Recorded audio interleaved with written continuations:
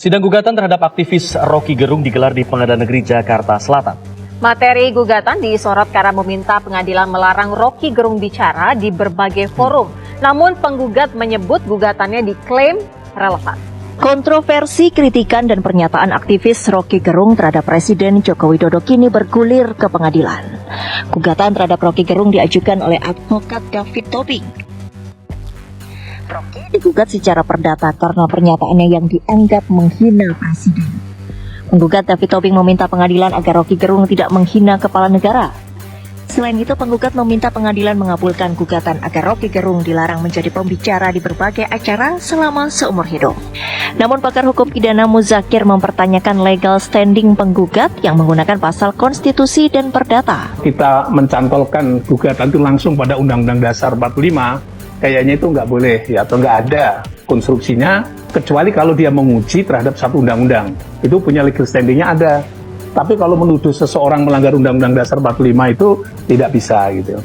Yang paling memungkinkan pelanggaran Undang-Undang Dasar 45 itu dilakukan apabila Presiden melakukan pelanggaran terhadap Undang-Undang Dasar 45. Itu pun medianya adalah bukan di pengadilan, tapi lewat Majelis Permusyawaratan Rakyat melalui DPR gitu. Nah, perdata itu 1365 itu melakukan perbuatan melawan hukum. Pertanyaannya adalah melawan hukum dalam konteks perdata menimbulkan kerugian keperdataan. Nah, kalau menimbulkan kerugian keperdataan, syaratnya dia harus punya legal standing. Dia secara direct itu adalah kerugikan atau menderita kerugian disebabkan karena perbuatan yang dilakukan oleh Roky Gerung. Jadi kalau itu berarti dia harus membuktikan ruginya apa kalau ada statement Roky Gerung seperti itu gitu terhadap pribadi penggugat gitu ya. Jadi kalau legal standingnya nggak bisa dijelaskan posisinya, ya menurut saya ya nggak bisa diterima lah gugatan itu, secara hukum nggak bisa diterima gitu. Penggugat menyatakan siap menjelaskan gugatan di pengadilan termasuk kerugian atas pernyataan Roky Gerung. Beberapa putusan pengadilan, putusan Mahkamah Konstitusi, legal standing sebagai advokat itu diakui. Dan nanti saya akan buktikan juga di dalam gugatan saya.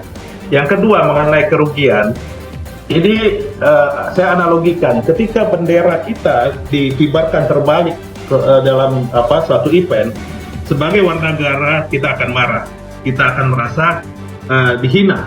Sama halnya ketika presiden sebagai lambang negara dihina, saya sebagai warga negara merasa dirugikan karena saya juga merasa terhina. Itulah kerugian imaterial. Jadi di dalam perdata kerugian itu bukan hanya material, imaterial. Dan tuntutannya juga bukan hanya uang, tetapi bisa supaya hakim menghukum si tergugat itu melakukan tindakan tertentu atau melarang si tergugat itu melakukan tindakan tertentu. Sudah saya siapkan dengan matang, tidak asal-asalan, dan siapapun presidennya, karena saya warga negara Indonesia, saya akan merasa terhina kalau seperti itu. Gugatan agar pengadilan melarang Roky Gerung berbicara di berbagai forum seumur hidup juga dianggap berlebihan. Kait dengan tuntutan untuk tidak boleh berbicara seumur hidup ya. Yang kita yang wajar-wajar saja lah menurut saya, kalau itu kerugiannya yang bersangkutan tidak pernah dibicarain seumur hidup begitu ya sudah nggak usah terlalu berlebihan di dalam menuntut materi gugatan itu. Buat saya bukan hakim memutusnya seperti apa. Gugatan yang menyampaikan bahwa tidak boleh berbicara seumur hidup di depan publik itu apa konteksnya itu? Bukankah juga Roky Gerung itu memberi pembelajaran kepada publik yang luar biasa juga gitu. Kalau sebagai dosen juga memberi pembelajaran publik yang luar biasa. Namun penggugat menilai isi gugatannya relevan agar tidak terjadi perpecahan. Tuntutan itu saya maksimalkan seumur hidup dalam pengertian gini, bahwa seorang RG yang mempunyai subscriber YouTube-nya 1,6 juta, dia akan mengajarkan tanda kutip hal-hal yang tidak baik kalau dia tidak dihukum, ketika dia menghina presiden.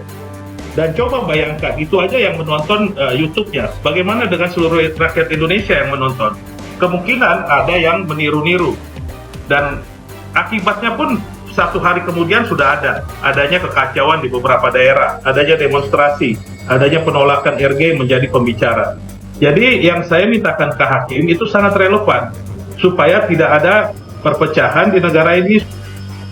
Muzakir menilai sikap presiden yang tidak mempermasalahkan pernyataan Roky Gerung menjadi pelajaran positif. juga mengatakan, oh tidak apa-apa, ya sudah, atau itu yang konteks yang menjabat sebagai pribadi, menjabat presiden nggak apa-apa, ya sudah, presiden sudah mencoba untuk menerima hal itu dalam satu konteks hidup bernegara gitu ya. Saya kira itu pembelajaran yang positif juga. Tidak hanya pelaporan di kepolisian, pengamat politik Rocky Gerung juga digugat perdata di Pengadilan Negeri Jakarta Selatan oleh advokat David Tobing terkait dengan ucapannya yang dianggap menghina presiden. Sidang perdana digelar pada hari ini 22 Agustus 2023.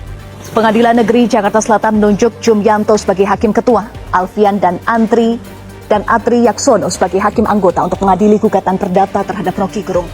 Penggugat advokat David Tobing menyertakan pasal 1365 Kitab Undang-Undang Hukum Perdata, Undang-Undang Dasar 45, serta Undang-Undang Nomor 39 Tahun 1999 tentang Hak Asasi Manusia.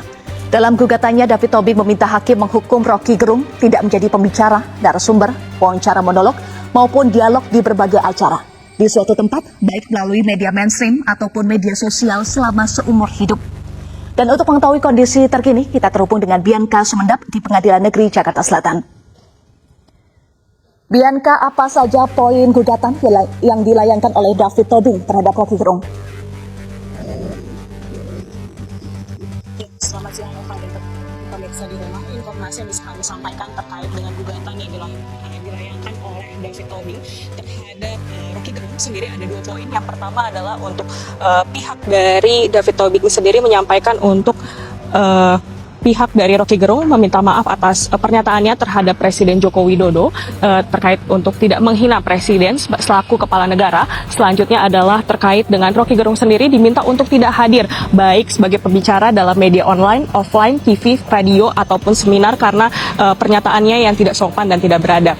Dan untuk sidang selanjutnya sendiri akan dilaksanakan pada tanggal 7 September 2023 di mana hari ini sendiri pemirsa Rocky Gerung sendiri tidak bisa hadir dalam persidangan kali ini dikarenakan adanya alamat yang berbeda di dalam surat gugatan. Oleh karena itu, ia menyampaikan bahwa ia tidak mendapatkan untuk undangan dari pihak pengadilan. Dan saat ini pemirsa, saya sudah bersama dengan David untuk mendengarkan kira-kira seperti apa gugatan yang dilayangkan terhadap Rocky Gerung. Selamat siang, Pak. Selamat siang. Pak, bisa dijelaskan untuk gugatannya sendiri terhadap Rocky Gerung seperti apa, Pak? Ya, jadi sebagai advokat, kami juga berfungsi sebagai penegak hukum, dan di mana menurut kami bahwa apa yang dilakukan oleh Rocky Gerung ini adalah pelanggaran hukum, terutama hukum dalam hal ini adalah norma kesopanan, norma kesantunan, dan juga pelanggaran atas ketertiban umum. Jadi apa yang dia sampaikan itu telah menghina kepala negara, menghina presiden, dan itu juga menghina kami atau saya sendiri selaku warga negara karena presiden saya dihina. Dan ini merupakan pendidikan hukum bagi masyarakat, terutama generasi muda, agar dia tidak meniru hal-hal yang seperti ini. Dan maka itu saya menuntut agar Rocky Gerung dihukum untuk tidak boleh berbicara di media elektronik maupun di onsite seumur hidup. Nanti tergantung hakim memutuskannya gimana. Kenapa seumur hidup? Karena dampak yang telah dia lakukan itu berdampak kepada potensi perpecahan di masyarakat, banyak demo dan sebagainya. Dan terutama dampak yang kita hindari, jangan sampai hal-hal seperti ini, orang bicara sembarangan, tidak santun, tidak sopan, itu ditiru oleh generasi muda mendatang. Baik, Pak. Untuk pertanyaan selanjutnya, kira-kira Pak, apa isi dari petitumnya sendiri, Pak? Bisa dijelaskan? Ya, saya sudah sebutkan isi petitum adalah supaya Rocky Gerung dihukum tidak menghina kepala negara atau presiden. Yang kedua, dia juga supaya dihukum untuk tidak berbicara. Ya, tidak boleh berbicara di media elektronik maupun onsite, ya melalui saluran apapun juga, supaya dia tidak berbicara seumur hidup. Itu tuntutan di dalam gugatan saya. Jadi itu yang saya sampaikan di dalam gugatan, dan ke depan saya harapkan dia hadir sendiri di persidangan. Jangan berani-berani bicara di media sosial atau di tempat-tempat saja, tapi hadir di persidangan. Dan menurut majelis tadi, rumah yang ditujukan itu adalah kosong. Jadi padahal dia udah tahu hari ini sidang, harusnya dia tidak boleh beralasan tidak ada undangan dan sebagainya, karena dia sudah tahu dan saya sudah dengar ada lawyer yang akan mewakili dia. Baik, Pak. Terima kasih sekali, Pak, untuk waktunya. Demikian Eva yang bisa kami sampaikan terkait untuk sidang selanjutnya. Nanti akan dilanjutkan pada tanggal hari Kamis 7 September 2023. Kembali ke Eva. Baik, terima kasih Bianca Sumendap untuk informasi Anda.